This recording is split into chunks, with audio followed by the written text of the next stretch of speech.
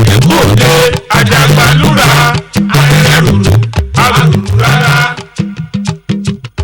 Ìjẹ̀bú ọmọ alárẹ̀.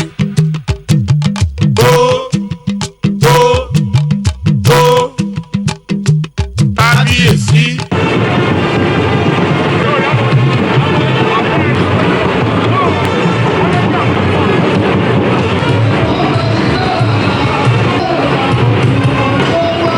Túnjíwá ẹgbẹ́ bọ́ba máyégún ọkùnrin Akilẹ̀ Ìjẹ̀bú.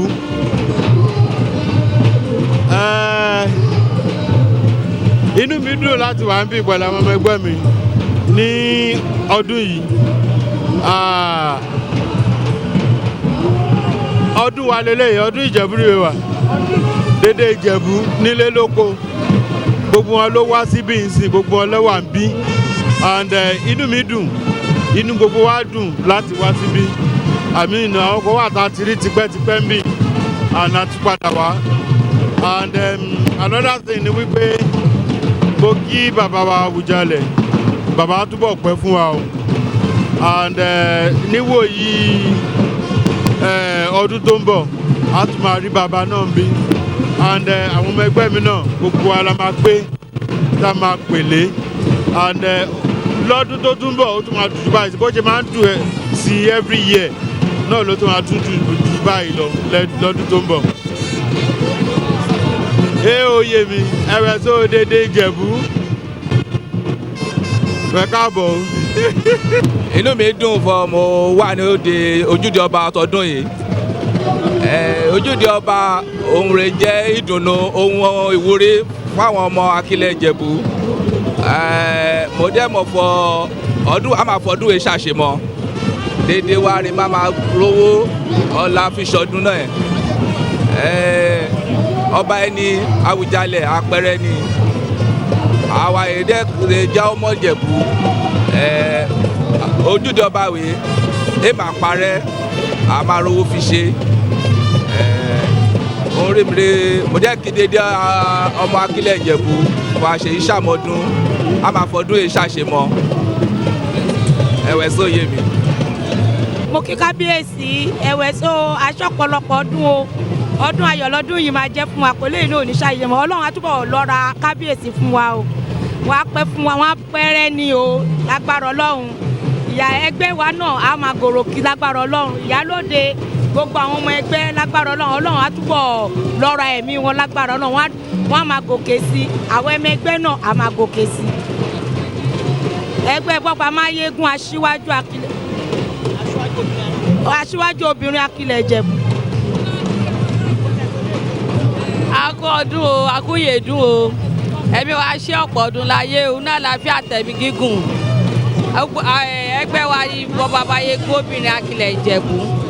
Akí Awùjalẹ̀ ọba wa Síkírù Adétọ̀nà kó túbọ̀ pẹ́rẹ́ ni ẹ̀mí gígùn àtàlàfíà kọ́lọ́run túbọ̀ bá fi lọ́rọ̀ ẹ̀mí wọn. Inú owó náà lánà àlàáfíà tẹ̀mí gígùn kọ́lọ́run kó túbọ̀ bá fi jẹ́kẹ́ wọn. Akí gbogbo àwọn ọmọ ẹgbẹ́ Akilẹ̀ Ìjẹ̀bú pátápátá nílé lóko àtàwọn lókè òkun. Ọlọ́run ọba kó túbọ̀ máa dáàbò rẹ̀ gbogbo alágbára Ọlọ́run. Ká má rogún dùbú láìsàn lágbára Ọlọ́run. Ká má fọwọ́ wa gbọ́mọ sí, ká má lé sí, ká má dẹ̀ sí lọ́dọọdún lágbára Ọlọ́run. Orúkọ mi ni Balógun ẹgbẹ́ bọ́ba máyégún obìnrin Akilẹ̀ Ìjẹ̀bú. Mo ń kí gbogbo ilé o. Orúkọ mi ni Aliaja Slifat Gbọ́láhàn Balógun bọ́ba máyégún obìnrin Akilẹ̀ Ìjẹ̀bú. Ẹ ṣé mo dúpẹ́. Akọ́dún. Mo kí kábíyèsí ọ̀gbágbágbá tẹ̀wọlẹ̀, mo kí wọn pé a kú ọdún èní, ẹ̀mí wọn á ṣe púpọ̀, wọ́n á túbọ̀ pẹ́rẹ́ ni, wọ́n ní kúpẹ́ ìyà. Mo jẹ́ kí gbogbo rẹ́gbẹ́rẹ́gbẹ́ Akilẹ̀ Ìjẹ̀bú pé a kú ọdún èní, ẹ̀mí wa ṣọ̀pọ̀lọpọ̀ nínú owó àti àlàáfíà lágbára Ọlọ́run.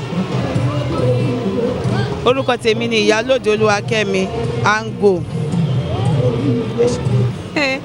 Ẹ̀wẹ̀ sọ ọmọ yẹmi a kú ọdún Ojúde Ọba yìí aṣọ ọ̀pọ̀lọpọ̀ ọdún láyé nínú àlàyé. Mo kí ọba Awùjalẹ̀, mo kí wọn máa ṣe ọ̀pọ̀lọpọ̀ ọdún nílẹ̀ àlàyé o.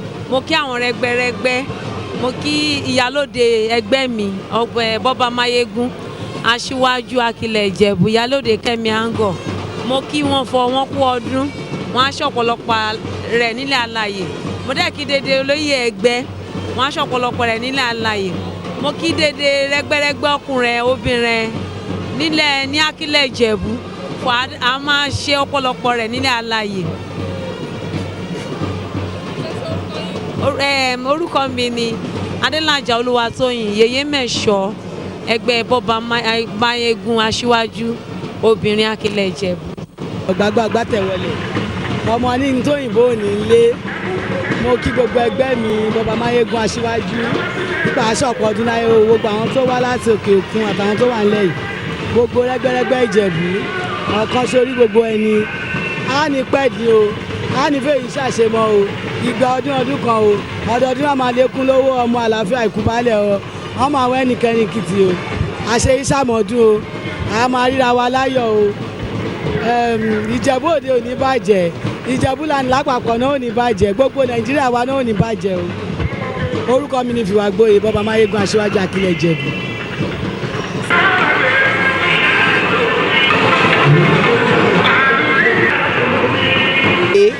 Bọ́ba máyégún obìnrin aṣíwájú Akílẹ̀ Ìjẹ̀bú facilitate with the entire Ijebu Land on their Ojude Oba 2023 and especially I want to facilitate with our Kábíyèsí the paramount ruler Awùjalẹ̀ pé bàbá kẹ́ẹ̀pẹ́ o kẹ́ẹ̀kọ́ wa jẹ̀pẹ́ o I wish all many happy returns akú ọdún akú yèdù.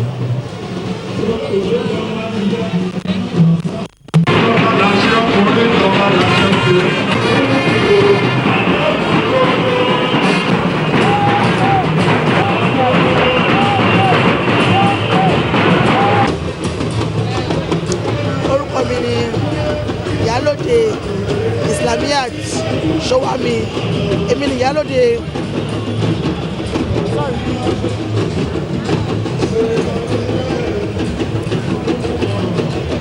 orúkọ mi ni Ìyálóde.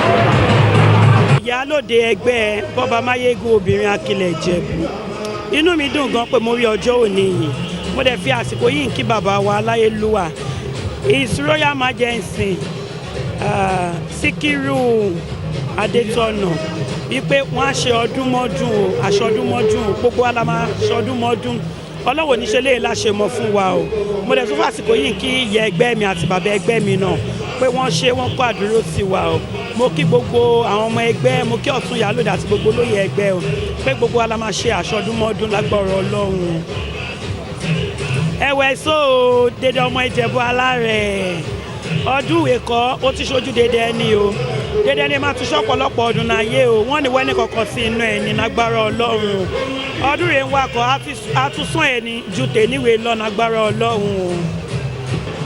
Orúkọ mi rí Bádéjọ Àfọlákẹ́ ọmọ Ìjẹ̀bú rèmi wà o.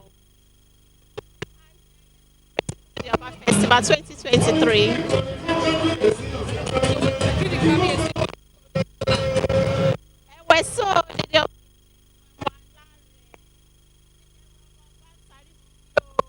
dédé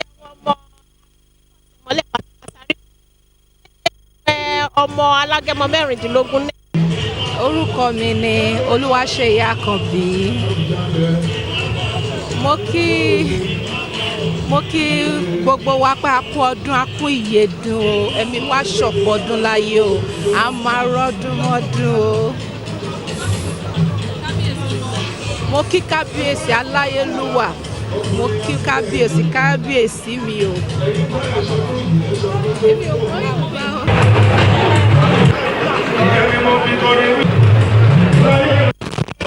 Orúkọ mi ni Ẹ̀tagíwá ti jẹ́ kínní akí kábíyèsí wa ọba Dr.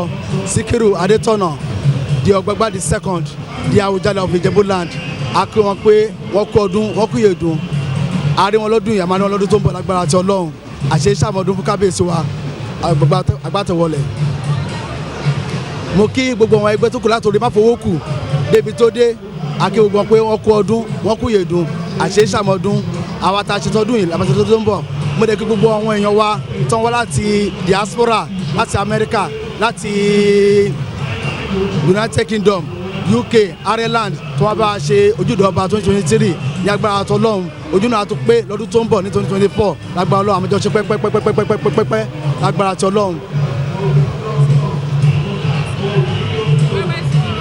ẹ̀wẹ̀ so ọmọ Ìjẹ̀bú alárẹ̀ mú kí dédé wẹ́ o ẹ kú ọdún ẹ kú yóò dún o Ojúde Ọba àṣelọ́dún yẹn kọ́ lágbára Ọlọ́run àṣetọ́dún yẹn wá o lágbára tọlọ́run òrìṣà Ìjẹ̀bú kọ́ agbèrè ẹni o ẹ̀wẹ̀ so ọmọ Ìjẹ̀bú alárẹ̀. Felicitate with His Royal Majesty Oba Dr. Sikiru Kayode Adetono on the celebration of another Ojude Oba, and we wish him many more of this celebration in good health. We have witnessed dynamic development under the reign of Kabiyesi, and what we are seeing today is another confirmation of the acceptability of Kabiyesi within the Ijebu land and Nigeria as a whole.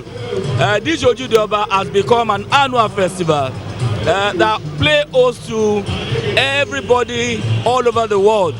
Ijebu sons and daughters are always happy coming together on a day like this to at least thank God for the well-being of one another, for the tremendous development that Ijebu land is witnessing. By the grace of God, all of us shall be gathered here next year, and our Kabiyesi, the revered Kabiyesi, will still be here to celebrate many more. We thank God for his life. We thank God for the life of everybody. Ijebu land will continue to witness more and more dynamic progress.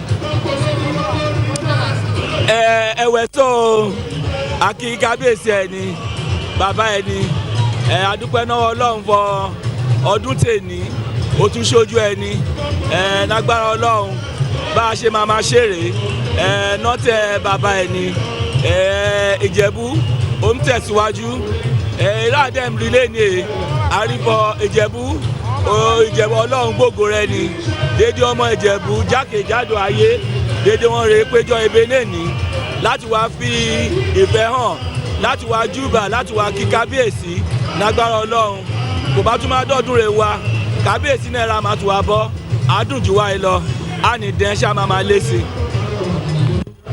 My name is Akogun Deji Kalejaye. Pé iléyà yìí ó ṣojú wa àtúnṣe mi lágbára Ọlọ́run Kábíyèsí la màmá wa máa bá Ìjẹ̀bú iye mi ọmọ tẹríba fàgbàrẹ́ mi wà ìlú Ìjẹ̀bú rọ̀ bí mi sí bá mi tẹríba òun rò kọ́ ṣẹgbẹ́ nínú ẹgbẹ́ ìwé sì ń bẹ́gbẹ́ ńlé ẹ ṣe gan-an. Ọ̀túnba Ṣósànyà Ọ̀ṣífẹ̀sọ Fímọ̀gbóyè of Èrúwọ̀n Ìjẹ̀bú Kingdom. Kábíyèsí akíyín ẹ kú ọdún àṣẹ mi ò lágbára Ọlọ́run mo kí gbogbo àwọn aráàlú náà àti gbogbo àwọn ẹgbẹ́ mi tọ́ba làṣẹ akilẹ̀ ọkùnrin Ìjẹ̀bú. I feel very good. I came all the way from Florida, USA. I feel really good to be here with my fellow Ijebu indigenes. Ọmọ Ìjẹ̀bú alárẹ̀ nílé nóko àtìlẹ́yìn odi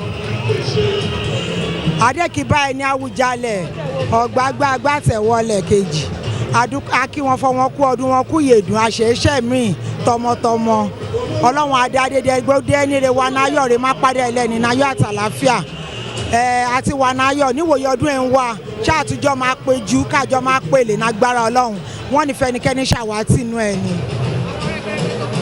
gbogbo rẹgbẹrẹgbẹ náà papọ̀ láàkí pàápàá jùlọ ẹgbẹ́ tọ́balàṣẹ obìnrin akílẹ̀ Ìjẹ̀bú fọ àkú ọdún àkúyèdùn àṣeṣàmọ́dún ọdọọdún rẹ̀ wà ń wà nágbára Ọlọ́run níwòye àmọ̀dún ṣàtújọ́ máa péjú ṣe. Thank you. Orúkọ mi rí Yèyé Oge Adéníkẹ́ Fọlárìn Yèyé Oge tọ́balàṣẹ obìnrin akílẹ̀ Ìjẹ̀bú. Ẹ ṣé.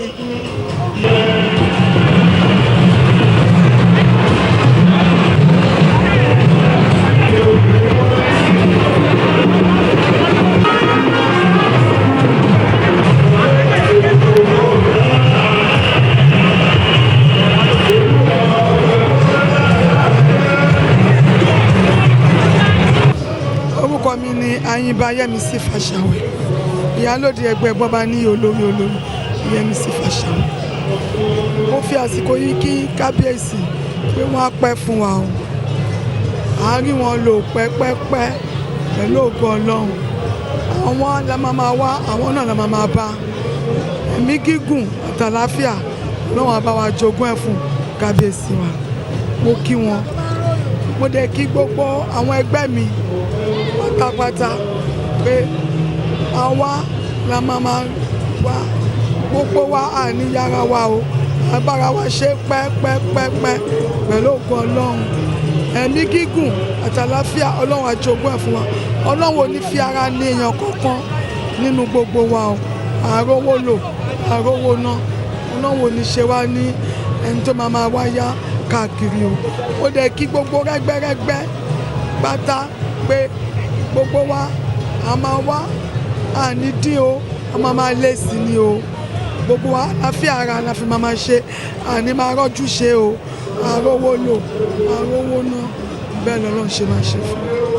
Fẹ̀sọ́ Òjèdè Ìjẹ̀bú orúkọ mi rí Alhaja Ganiyatu aya Badmus ọmọ àránṣẹ́ Olú níjẹ̀bú Òde. Kábíyèsí ọba ẹni Adétọ̀nà káde pẹ́ lórí kí bàtà pẹ́ lẹ́sẹ̀ kí ìrùkẹ̀rẹ̀ kó ń dàbẹ̀rẹ̀ o kí ìlẹ̀kẹ̀ kó ń pẹ́ lọ́rùn ẹ̀ kánrin kése inú ẹni dùn fún àròjọ ẹni o wọ́n á túbọ̀ bẹ́ni ṣe pẹ́pẹ́pẹ́pẹ́pẹ́ lálàáfíà ara o déédé ẹgbẹ́ ò rẹ́gbẹ́rẹ́gbẹ́ àwa ọmọ Ìjẹ̀bú mo kí dédé wẹ́n o mo kí wẹ́n wọn ọmọ bá ń ta ẹ̀yà ṣe é ṣàmọ́dún o inú ẹni á dùn ayọ̀ ẹni á kún o mo kí ìyálóde ẹgbẹ́ tèmi gangan aya Fàṣàwẹ̀ ìyálóde gbọ́ba níyì olórí mo kí ẹ o mo kí ọ̀tún mo kí o mo kí ara mi pàápàá èmi ìyálájé gbọ́ba níyì olórí mo kí dédé àwọn olórí o wọn àtúbọ̀ pẹ́ rárá ẹni o mo kí gbédéde ẹgbẹ́ gbọ́ba níyì olórí àṣeyí ṣàmọ́dún o àpẹ́pẹ́pẹ́pẹ́pẹ́pẹ́ o bí abẹ́rẹ́ o Ọlọ́run adádédé ẹni sí o ìlú ẹni wèé ní bọ̀ jẹ́ o Ìjẹ̀bú Òde ní bọ̀ jẹ́ o ìlú ẹni ní bọ̀ jẹ́ o àtúbọ̀ máa lọ iwájú sí o ní dédé ọ̀nà lágbára Ọlọ́run àdúpẹ́ náwó ẹ̀wẹ̀ pírẹ́sì náà o wẹ́ ṣe ẹ̀wẹ̀ rẹ bẹ́ẹ̀ ni gbé nárugẹ ọ̀rọ̀ wọn ní àdáyọ̀ irun wọn á dá sí ẹ máa bọ̀ jẹ́ wọn náà láé lágbára Ọlọ́run wàrà ó máa ṣe rí o ẹ̀kú ọdún o ẹ̀kú yèdún o.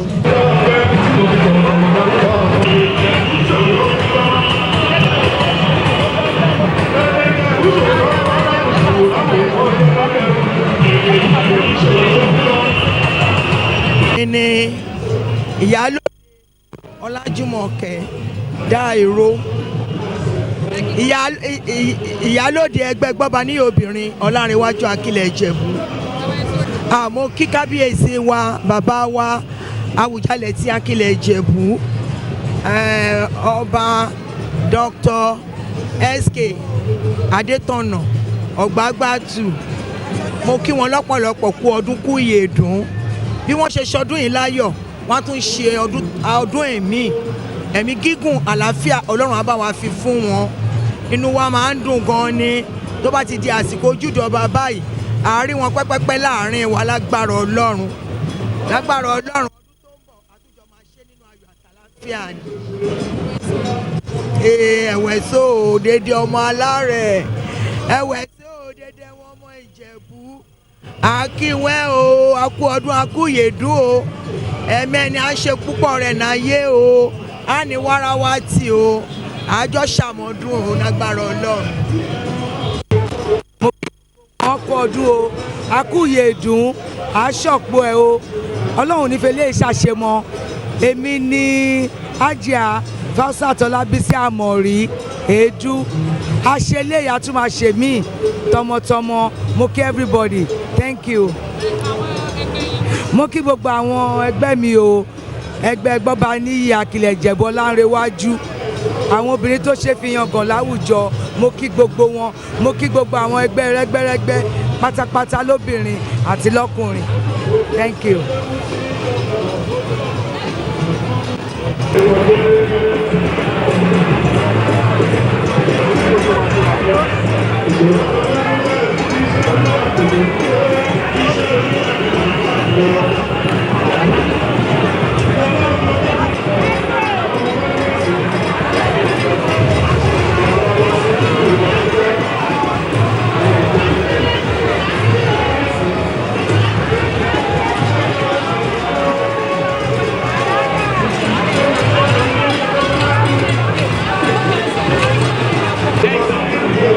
Okay, first of all, and láti jẹ́kẹ̀ mọ̀ ẹ́ pé this is global.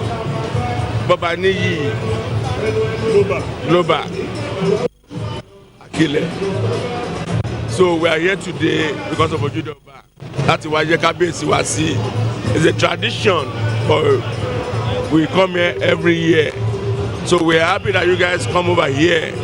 But this is Giwa Bọ́ba níyì. Ẹ̀ta lèmi o. Ọ̀tún ló ń bọ̀ yẹn akéwèjẹ ẹgbẹ́ ló wà ń bẹ̀ èmi lẹ́ta aṣọ́ròmọ́rò. So we all happy that we come here every year, we celebrate together. So Ọlọ́run a máa fún wa ṣe àjọ láṣepẹ́ Ìjẹ̀bú ò ní bàjẹ́. Káyọ̀dé Odùyẹmí Àfíàs mi ni Olúfẹ́mi ọmọ Ṣónáwọ̀ ọmọ kẹ́nẹ́ lèmi ìkẹ́nẹ́ erékèbí owó gbé so èmi ni ọ̀tún Gíwá global Bọ́ba níyì global Akilẹ̀ Ìjẹ̀bú. So inú mi dùn láti wà láàrin lọ́jọ́ tòní. Mo rí pé ayẹyẹ tó jẹ́ pé even though it look like Muslim celebration for pastor lèmi. Mo dẹ̀ rí pé àti Christian àti Muslim àtẹni ẹgbẹ́ ìbílẹ̀ gbogbo wa la kóra wa jọ síbí báyìí lọ́jọ́ tòní. It's a very laudable thing for everyone from diaspora láti máa wálé láti wá máa bá wa ṣe. Ó jẹ́ bó ṣe jẹ́ nìyẹn. Ẹ ṣé. Thank you. Ẹ kú ọdún ẹ kú ìyèdún. Èmi orúkọ mi ni Táíwò Emmanuel Òkúṣèlú Gíwá ẹgbẹ́ Bọ́ba níyì global. Akí Àwùjalẹ̀ akí àwọn ẹgbẹ́lẹ́gbẹ́ àdẹ̀kú àwọn ọmọ ìlú wípé ẹkú ọdún àṣeṣe àmọ́dún o ojoojúmọ́ ọdọọdún la máa rí wa gbogbo wa ànípọ̀jù jẹun lágbára Ọlọ́run owó ọmọ àlàáfíà àìkú baálẹ̀ ọ̀rọ̀ tá a fi ṣe ọdún ènìyàn la fi ṣe ọdún tó ń bọ̀ la máa ṣe ọ̀pọ̀lọpọ̀ ẹ̀ láyé ẹ ṣé gan ni thank you ẹkú ọdún náà ọdún ayabo.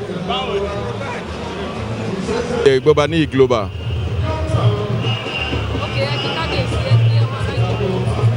Mo fi àsìkò yìí kí kábíyèsí wa ọba Síkírù Adétọ̀nà Àwùjalẹ̀ of Ijebu land àṣeyí ṣàmọ́dún ọ wọn á túbọ̀ pẹ́ lórí oyè yìí o adẹ́tùbọ̀ kó wa jẹ̀pẹ́ o. Gbogbo rẹ́gbẹ́rẹ́gbẹ́ mo kí gbogbo yín o àjọ máa ṣe ọdún yìí nínú ayọ̀ àlàáfíà àti ọlá ni o nígbà gbogbo àṣọdúnmọ́dún àṣọròmọ́rò. Ẹ̀wẹ̀ so ẹ̀wọ̀n yé mi bá mi àbúrò mi gbogbo.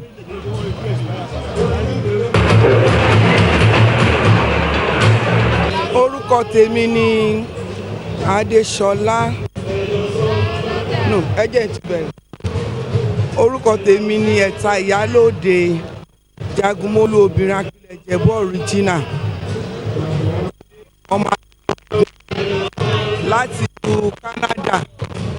Mo fi àsìkò yìí kí aláyélúwà kábíyèsí pé gbogbo àwọn jagunmólú obìnrin lákìlẹ̀ Ìjẹ̀bú jagunmólú obìnrin original mo kí gbogbo wa pé a kú ọdún o a kú yèdún o ìwòye ọdún tó ń bọ̀ ojú á tún pé o á tún lè wá o. Ẹ̀ta Ìyálóde Adéṣọlá Ògúndìbò Adébọ̀gún láti Canada.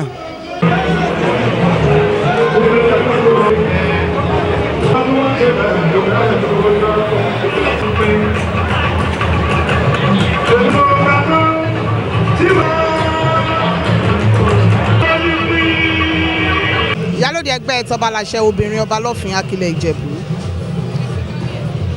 mo fẹ́ kí bàbá wa ọ̀gbágbá gbọ́tẹ̀wọlẹ̀ His Royal Majesty Ọba Dr. Sikiru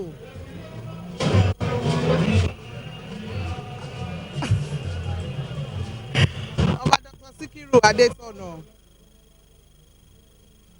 mo kí wọn gan ni àwọn ló kó ayọ̀ yìí dé wá fún wa gẹ́gẹ́ bí orúkọ wọn àwọn ló ní àwọn fẹ́ kí gbogbo Ìjẹ̀bú lápapọ̀ kájọ máa ṣe pọ̀ kí ìfẹ́ wà láàrin wa ká dẹ̀ lè tún Ìjẹ̀bú land náà ṣe lápapọ̀ ẹ̀yin náà dẹ̀ ń rí pé ó ń rí bẹ́ẹ̀ ìgbìyànjú wa náà a sì ń ṣe lọ síwájú sí ni so mo kí bàbá wa gidi gan mo dẹ̀ bá wọn yọ̀ mo bá wọn yọ̀ o mo bá wọn yọ̀ mo bá wọn dúpẹ́ f'Olúwa alhamdulilayi shukra mo bá wọn yọ̀ gan nítorí ọ̀pọ̀ tó jẹ́ èjì wọn ló ti lọ bọ́ọ̀lọ́run sì fún wọn ní àlàáfíà pé kó wà láyé torí a sì fẹ́ wọn pẹ́pẹ́pẹ́pẹ́ ọlọ́run á dẹ̀ túbọ̀ jẹ́ kí wọ́n máa rí ọdún mọ́dún àwọn làwa máa bá o àwọn náà á dẹ̀ máa rí wa pẹ́ lágbára ọlọ́run ó sì Ìjẹ̀bú á gbé gbogbo wa ọlọ́run á dẹ̀ wá lọ́rọ̀ ẹ̀mí wọn fún wa because he is a good father. He has tried to bring peace and unity to Ijebu generally, not just one part of Ijebu, but the whole of Ijebu land. And we accord our revered father so much respect, so much trust. We trust him so much. Ibi tán bá fẹ́ ká lọ là ń lọ nítorí pé wọn ò ṣì wá lọ́kàn rí wọn ò ṣì wá lọ́nà rí ọlọ́run ò dẹ̀ ní jẹ́ ká jábọ́ lẹ́yìn wọn àwọn náà ò dẹ̀ ní kú a sì rí wọn bí ọmọdé bàbá tí nǹkan bá ṣẹlẹ̀ lẹ́ni a máa roni torí ọlọ́run sì ní òun máa fún wọn ní more years in good health lágbára ọlọ́run we love him the whole of Ijebu land loves him we love him and I pray that by the special grace of God this regbe will continue to go bigger and there will be unity, there will be peace in Ijebu land, there will be peace in the whole of Ogun State. There will be peace in the whole of Nigeria by the special grace of God. Ọlọ́run á bá wa fún gómìnà wa Dàpọ̀ Abíọ́dún His Excellency á bá wa máa fún wọn ṣe bó ṣe ń ṣe ó ń tẹ́ wa lọ́rùn ọlọ́run á túbọ̀ jẹ́ kó máa rí ṣe ọlọ́run á dẹ̀ wá bá wa fún bàbá wa aṣíwájú gbogbogbò His Excellency Jagaban of the world not just Jagaban of Bogu now is Jagaban of the world ọmọ Yorùbá ni ọmọ àtàtà olóríire aṣíwájú Yorùbá ni wọ́n a dẹ̀ nífẹ̀ẹ́ àwọn náà ẹ wo bí election yẹn ṣe lọ adúpẹ́ f'Olúwa a dẹ̀ mọ̀ ń pé sọ́kàn máa dé lọ síwájú máa dé wọ́n ti ń gbégbèsè gbogbo ẹ̀dẹ̀ máa tù wá lára á tù wá bà fún wa lágbára Ọlọ́run ó sì Ìjẹ̀bú á gbé gbogbo wa o mo kí gbogbo àwọn ẹgbẹ́ mi náà mo kí bàbá ẹgbẹ́ mi the newest senator His Excellency Senator Ọ̀túnba Gbénga Daniel wọ́n máa ń ṣe gudugudu méje fún wa bó ṣe ń ṣe fáráàlú wọn kò yàn wá kéré rárá mo kí wọn ẹ̀yin náà dẹ̀ mọ̀ wọ́n òdú ni wọ́n ń ṣe àìmọ̀fólóko ìlọsíwájú ìlú náà àwọn náà fẹ́ Abuja tó wà yẹn ọlọ́run á fún wọn ṣe o senate tó wà yẹn gbogbo bílù máa ṣe dáa ọlọ́run á fi fún wọn ọgbọ́n ìmọ̀ àtòyé tó máa fi jẹ́ kí Nàìjíríà ní turn around tí gbogbo wa ń fẹ́ ọlọ́run á fi fún wọn mo kí ẹgbẹ́ wa náà Ayínbáyẹ́bísí Fáṣàwẹ̀ àwọn advisers wa akéwèjẹ wa gbogbo wọn pátápátá láì dá èèyàn kọ̀ọ̀kan sí ni mo kí gbogbo ẹgbẹ́ mi pátápátá gbogbo olóyè lọ́tún lósì mo dẹ̀ kíra mi náà o kú oríire o àjọ máa ríra wa ní o lágbára Ọlọ́run ṣájọ máa ṣe ìgbà yìí pẹ́ ó sì Ìjẹ̀bú á gbé gbogbo wa o ẹ ṣé mo dúpẹ́. ọkùnrin akílẹ̀ Ìjẹ̀bú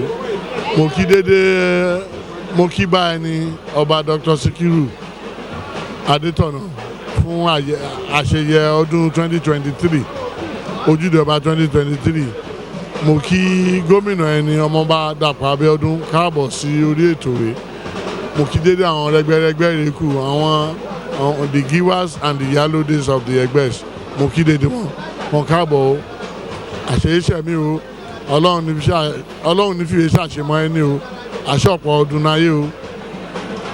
ẹ káàsán o dédé olé ẹ káàsán o dédé NTA akínwẹ lọ́tún akínwẹ lósì o ẹgbẹ́ wa rí ẹgbẹ́ gbọ́ba níyì akílẹ̀ Ìjẹ̀bú aṣíwájú ẹgbẹ́ wa bẹ̀rẹ̀ láti èjì 1962 títí 1964 àwa ni gbọ́ba níyì ọmọ bàbá ara wa ń ṣe gbọ́ba bíyìn lẹ́gbẹ́ wa bàbá wa ló nílẹ̀ o ẹgbẹ́ rẹ́gbẹ́rẹ́gbẹ́ níjẹ̀bú òde ṣé àfihàn dágẹ̀rù rẹ́rẹ́ ẹni àfihàn kóra jẹ àfihàn kọ́mọ́lùbọ̀ lẹ́niwé àkíkábíyèsí aláyélúwà kábíyèsí ọ̀gbágbá fún ọdún ẹkú ìyèdùn túbọ̀ pẹ̀lú o ṣẹ̀kẹ̀rẹ̀ ọba adétọ̀nà emam tẹ́láàf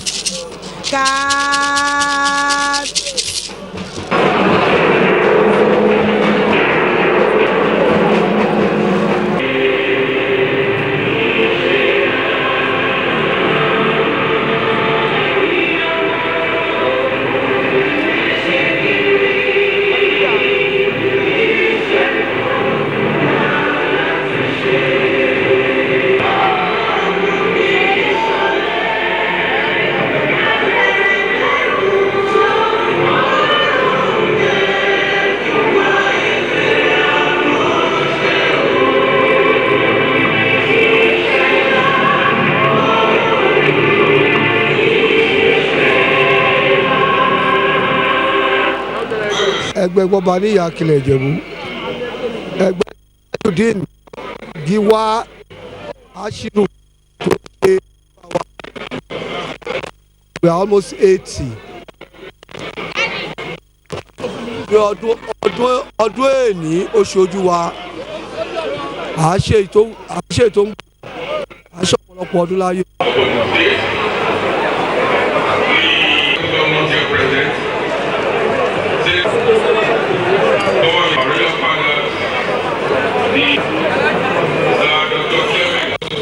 orúkọ mi rí ìyálóde Kudrat Ọlátẹ́jú Ṣọ̀tẹ̀ ìyálóde ẹgbẹ́ gbọ́ba níyì olórí obìnrin Akilẹ̀ Ìjẹ̀bú.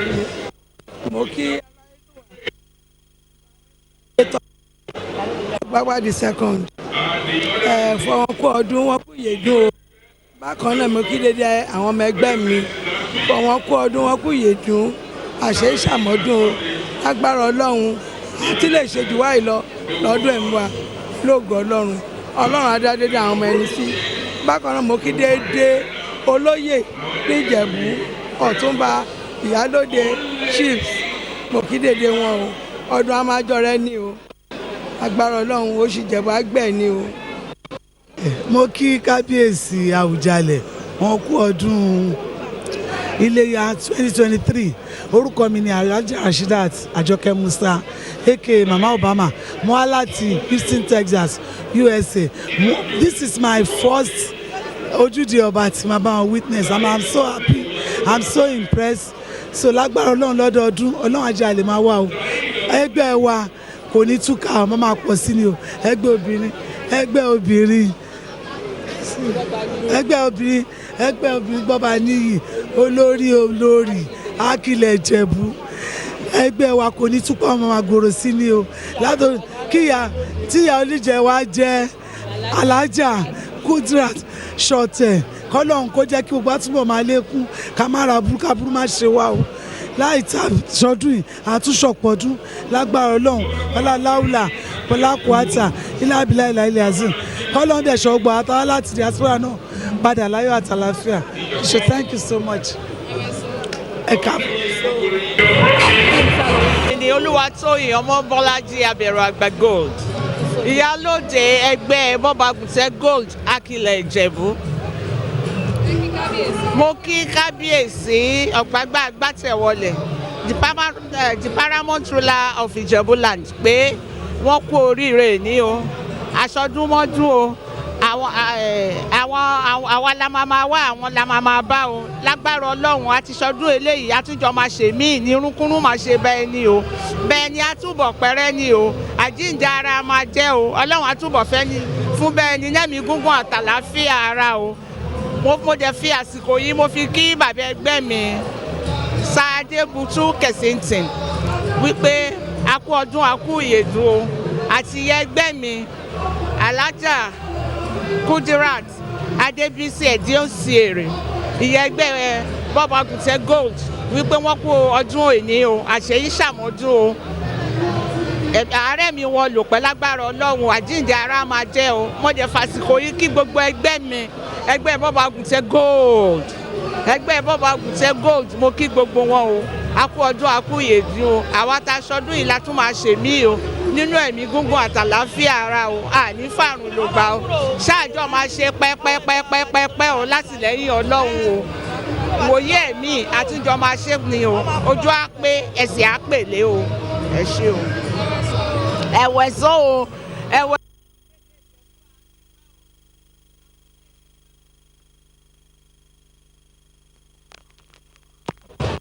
àṣeyí ṣàmọ́dún o aṣọ́pọ̀ ọdún láyé o nínú ẹ̀mí gúngún àtàláfíà ara o mo kí dédé ẹgbẹ́ mi o mo kí dédé ẹgbẹ́ ìjẹ̀bú o akílẹ̀ ìjẹ̀bú o fọ aṣọdúnmọ́dún o lágbára ọlọ́run ṣáàtúnjọ máa ṣe pẹ́pẹ́pẹ́pẹ́ nọ́dún rẹ̀ mú wa o àmì o.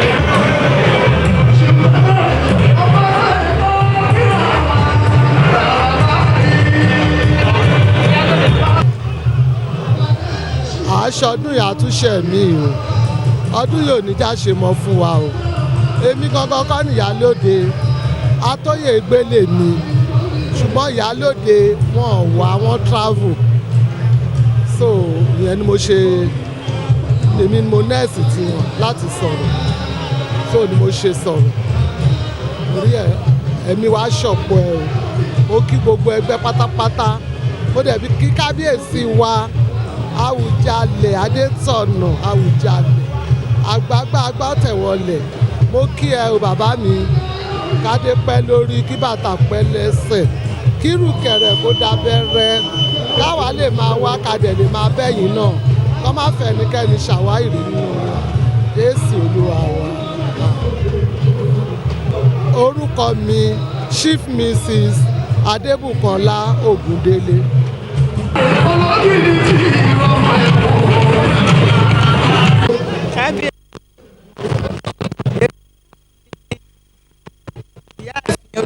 Àyànbádéjọ mo kí kábíyèsí o kádé pẹ́ lórí bàtà pẹ́ lẹ́sẹ̀ kábíyèsí á túbọ̀ pẹ́ fún wa o ní agbára Ọlọ́run torí wọ́n ń ṣe yàyà mẹ́fà gbogbo méje nílùú Ìjẹ̀bú-Òde Ọlọ́run á túbọ̀ wà pẹ̀lú wọn torí nígbà tí wọ́n bá lọ síbi àgbáǹrè ẹ̀rù ń bà wá ẹni tó máa gbaṣẹ́ yìí kó lè ṣe dáadáa bíi tiwọn Ọlọ́run á dúró tì wọ́n Ọlọ́run á wà pẹ̀lú wọn á dá àwọn ọmọ wọn sí ó kí gbogbo ọmọ Ìjẹ̀bú-Òde pátápátá torí kì í ṣe Muslim nìkan ló ń ṣe kínní both Muslim and Christian ní kábíyèsí tó pọ̀ ó dẹ̀ jẹ́ kí gbogbo ọmọ Ìjẹ̀bú Òde kan máa wá ó jẹ́ nǹkan tó ní gbogbo èèyàn nú Ọlọ́run á jẹ́ kí Ojúde Ọba yìí kó túbọ̀ máa gbòòrò sí i lágbára Ọlọ́run so ẹ̀yin ọmọ Láre. adé apẹ́ lórí o bàtà apẹ́ lẹ́sẹ̀ ìrùkẹ̀rẹ̀ àdàbẹ̀rẹ̀ ọjọ́ yín á túbọ̀ pẹ́ fún wa o ẹ pẹ́pẹ́pẹ́ fún wa o.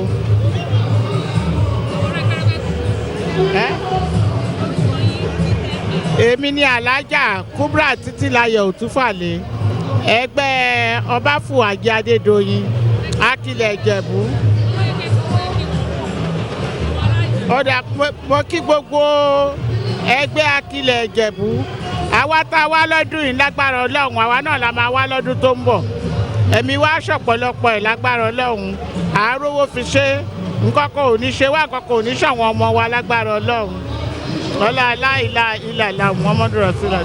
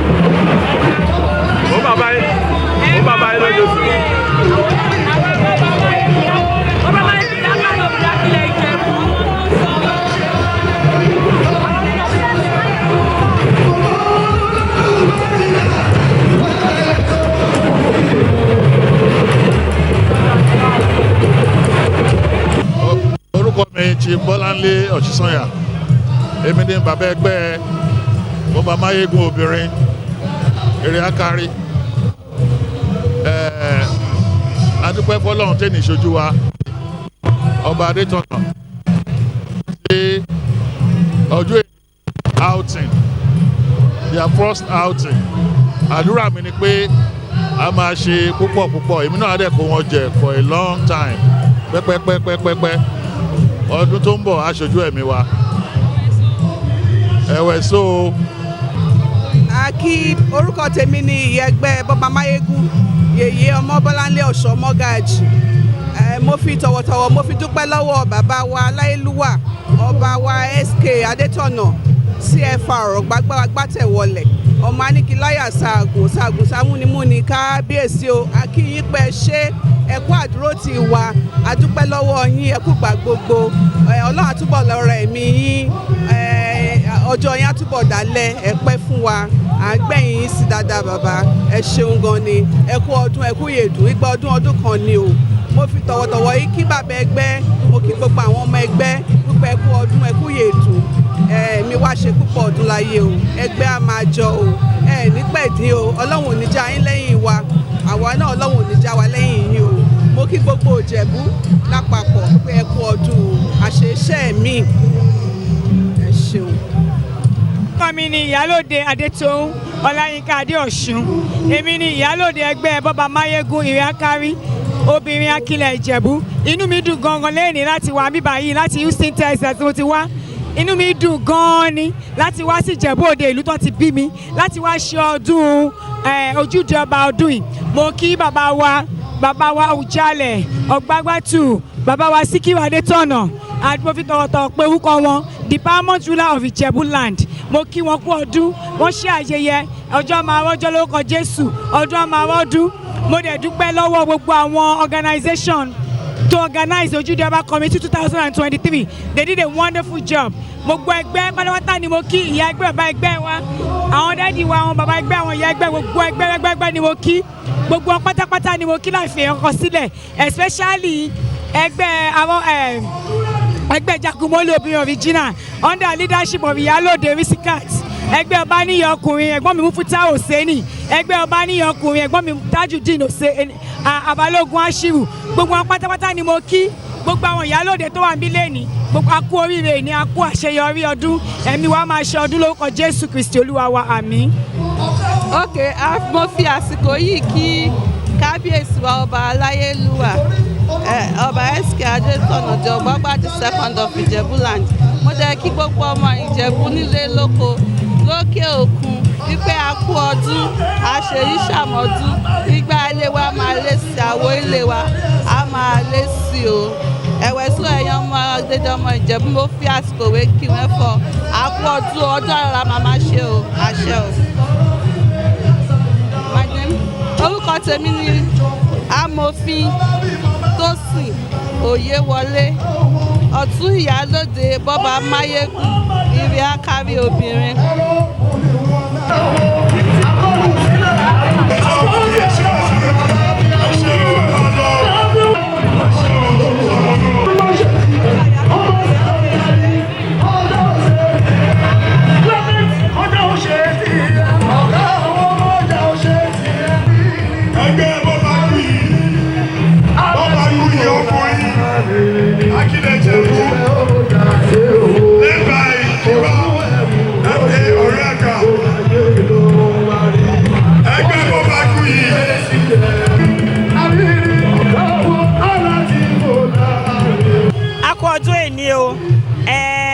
fi àsìkò yìí dúpẹ́ lọ́wọ́ kábíyèsí wa kẹtúbọ̀ ìpẹ́ fún wa o kọ́lọ́n túbọ̀ bá wa lọ́rọ̀ ẹ̀mí yín.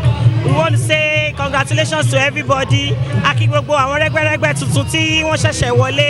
Mo kí gbogbo àwọn ẹmọ ẹgbẹ́ mi ẹgbẹ́ Ọbánẹ́yẹ obìnrin aṣíwájú Akilẹ̀ Ìjẹ̀bú. Mo kí bàbá ẹgbẹ́ wa, mo kí ìyá ẹgbẹ́ wa, mo kí Akéwèjẹ, mo kí gbogbo àwọn soldiers wa. Wọ́n kú àdúró tì wá, wọ́n kú ìfẹ́, wọ́n kú gbogbo títọ́ wa sọ́nà. A kí gbogbo àwọn ẹgbẹ́ tó kù, àwọn tàti bá ń bẹ̀, àwọn tó ṣì ń bọ̀ lẹ́yìn wa. A fẹ́ fi àsìkò yìí kí gbogbo wọn pátápátá pé ọdọọdún la máa ríra wa o, àní dí o, a máa lé sí ni, ọkàn wa balẹ̀, inú wa dùn. Ọlọ́wọ́ aṣá máa ṣọ́ wa, tẹbí tará tọmọ ní gbogbo ọ̀nà ṣe.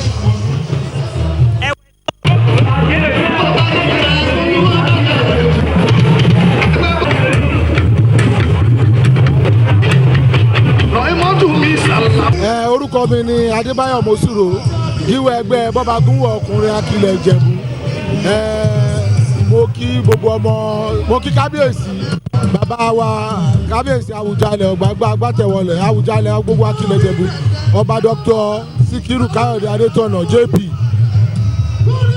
the paramount ruler of Ijebuland, pé àkú ọdún àkú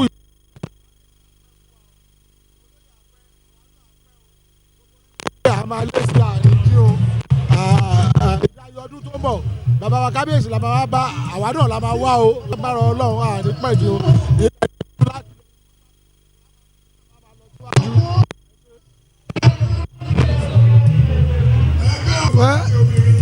Akí gbogbo akíndéédé ọmọ Ìjẹ̀bú Akilẹ̀ Ìjẹ̀bú ní tilé tó kó akíwọ́ dédé ẹni fún akó oríire ní akó ọdún akáyèdún ẹ rí pé eléyìí dùn tó akí kábíyèsí wa bàbá wa ọba Dr. Síkírù Adétọ̀nà di Àwùjalẹ̀ of Ijebuland, bàbá wa àwọn náà kó wa síta lẹ́ni, àwọn náà bí gbogbo ọmọ tó wà ń bì, akí wọn pa àṣẹ yìí ṣàmọ́dún, àwa tá a ṣọdún yìí àwọn ẹlọ́mọ ṣe lúgbàlúgbà ọdún láyé, ìlú Ìjẹ̀bú ò ní bàjẹ́ o.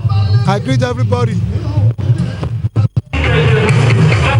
Ẹgbẹ́ Bọ́bájọ́ obìnrin ṣèkú gbogbo yín mú kí pàtàkì. Bàbá wọn lóyè lókè, owó ni wọn.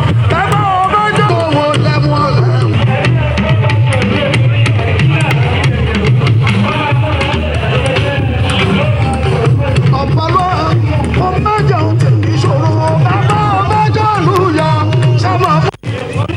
ọba aláyélúwà paramount of Ijebu land ọba second ọmọ mẹ́rin kí wẹ́n o orúkọ mi ni Gíwá Adéọlá Adébánjọ èmi ni Gíwá ẹgbẹ́ tọ́balàṣẹ ọkùnrin ìṣọ̀kan akilẹ̀ Ìjẹ̀bú mo kí wọn fọ ọmọ ẹkú ọdún ẹkú ìyèdùn o ẹgbẹ́ rẹ ni o Ọlọ́run ṣe é láṣẹ mọ́ o ẹ̀rọ tí ò dédé ọmọ Ìjẹ̀bú o mo kí wọn fún Ojúde Ọba 2023 amṣẹ lọ́yìí àmọ́ aráyọ̀ nílẹ̀ o èrò wọn fẹ́ gbẹ́ ṣe amáríṣe àrùká náwó kánà àlàáfíà káfíṣe wọn fi ń ṣẹ̀gbẹ́ o mo kí wọn ẹ̀mọ ẹ̀kú ọdún o. Olúwarótìmí ọmọ Alákíò aya Ṣítù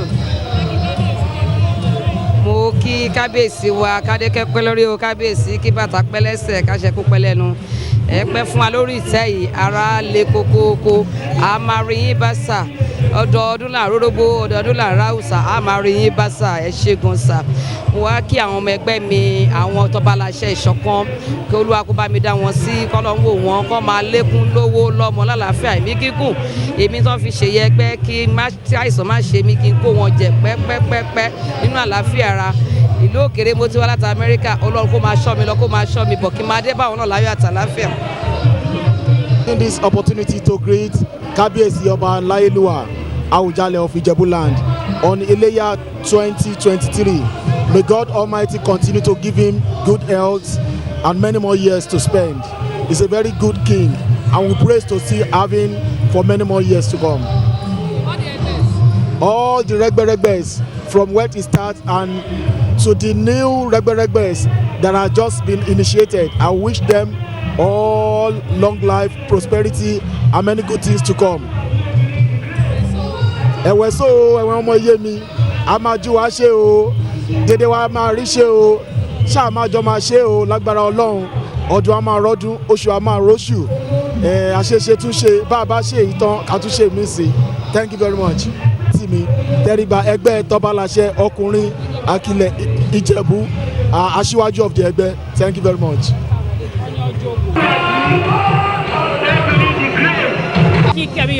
Kí kábíyèsí Láyélúwà pé a kí wọn kú ọdún adẹ̀gbàdúrà fẹ́mi gúngùn àlàáfíà kọ́lọ́hún dá wọn sípẹ́ fún wa a máa bá wọn lọ́dún tọ́dún àwa náà bọ́lọ̀ Ọlọ́run adẹ́bẹ̀ gbogbo wa sí ká tún pọ̀jú pọ̀ ojú wa láti wá rí kábíyèsí lọ́dún tó ń bọ̀ a máa bá wọn àbí that's my and fún àwọn ọmọ ẹgbẹ́ my prayers ní pé Ọlọ́run á dá gbogbo ọmọ ẹgbẹ́ sí Ọlọ́run á pèsè fún wọn wọ́n á máa lé sí wọ́n dẹ̀ máa rẹ̀ sí and they keep progressing. Láyélúwà ọba Dr. Síkírù Káyọ̀dé Adétọ̀nà kábíyèsí forí adé o àwa ọmọ ẹgbẹ́ Ọbanẹ́yẹ aṣíwájú ọkùnrin akilẹ̀ Ìjẹ̀bú à ń ṣe bàbá kẹ́ẹ̀pẹ́ fún bàbá o lórúkọ bàbá ẹgbẹ́ wa Olú ọmọ Murphy Adékọ̀yà aláṣẹ Wosam Arena àti lórúkọ ìyá ẹgbẹ́ wa Dr. Mrs.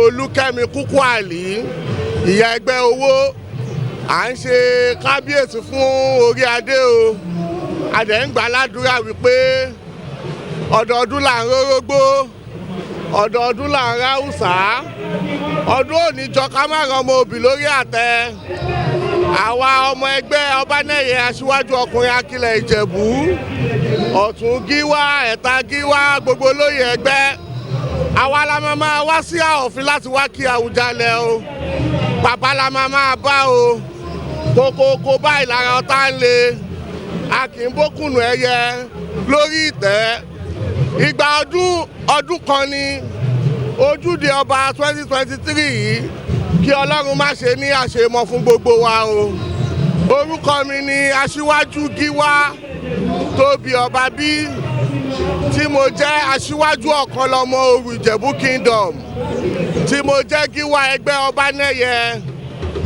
tí Gíwá Ọbanẹ́yẹ aṣíwájú ọkùnrin akilẹ̀ Ìjẹ̀bú.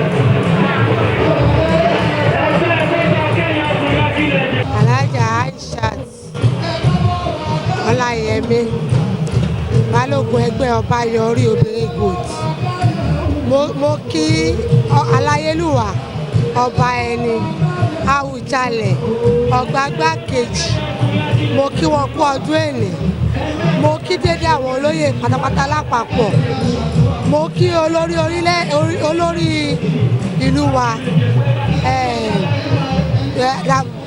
Dàpọ̀ Abíọ́dún rèé wà níkàlẹ̀ mo kí dédé wọn mo kí dédé rẹ́gbẹ́rẹ́gbẹ́ lápapọ̀ látòrí àwọn ibà ẹni lè bí wa lọ́mọ àtàwọn ibà ẹni rèéjọ ẹni lọ àtàwọn iye ẹni rèé bí wa lọ́mọ àtàwọn iye ẹni rèéjọ ẹni lọ lórí dédé àwọn ẹ̀gbọ́n ẹni àtàwọn àbúrò ẹni rèé níkàlẹ̀ mo kí dédé rẹ́gbẹ́rẹ́gbẹ́ akú ọdún akú ìyèdùn àṣeyíṣà mọ̀mọ́dún lágbára Ọlọ́run á ní wàrà wa tì lọ́dún rèmùà ṣáàmájọ máa péjú pésẹ̀ ṣe ọdún náà láyọ̀ àti àlàáfíà lágbára Ọlọ́run ẹ̀rẹ̀ sóò dédé ọmọ Ìjẹ̀bú alárẹ̀ àwọn ọmọ báńtà ọmọ Àwùjalẹ̀ níjẹ̀bú mo kí dédé rẹ o àkú ọdún àkú ìyèdùn àṣọpọ̀ ọdún láyé o.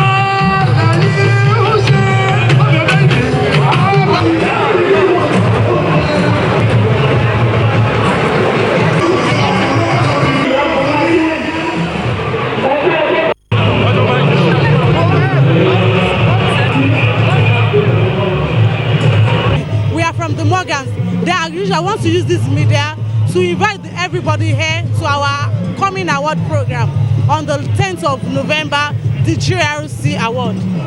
Yeah, actually the GRC Award is an initiative of the Morgans Consulting. So we're using this award to celebrate companies and various institutions in the role of governance, risk and compliance, as well to celebrate a whole lot of individuals who have actually given a lot to governance, to risk and to compliance as well, and even financial institutions and government agencies as well. So we want to invite the general public for November 10th this year. So we're going to celebrate everyone award. So please, we want you to invite every notable persons for support. We need your support, financial support, probably moral support as well, and government and public institutions as well. Your support will prove beneficial to us as it is. Thank you very much. Okay, we at the Morgans Consulting, we have other 6 conglomerate services. We have the Time Print, which deals with our digital and printing marketing. We have the Portrait. We do outsourcing and recruitment for organization. We are also doing, we have Oyster Check, which is the background check of employers, employees, be it an estate agent, a consulting firm, any other. We do consulting, we do background checks for companies. Also, we have the TMC Institute, which deals with, so we have Time Media also. That is our digital marketing platform. We do website design. We can design with websites for individuals and organizations. We are at number 1 Adeola Adeoye Street by Olowu Street, Ikeja, GRA. My name is Olanike Jimo from Morgan Consulting. We have Postrec Resources where we give you qualified and competent staff that can work with you. We can give you contractual staff and people that can work with you. And we give you the talent that you need for your business. And we show the people that we are going to give you, there are people that are qualified and they are very hardworking. You can try us. We are at number 1 Adeola Adeoye Street. To be sure that you're going to surely get the best from our service. So we wish you a happy Ojude Oba celebration. I'm Olubisi Dosun from the Morgans Consulting. I am from Morgan Consulting.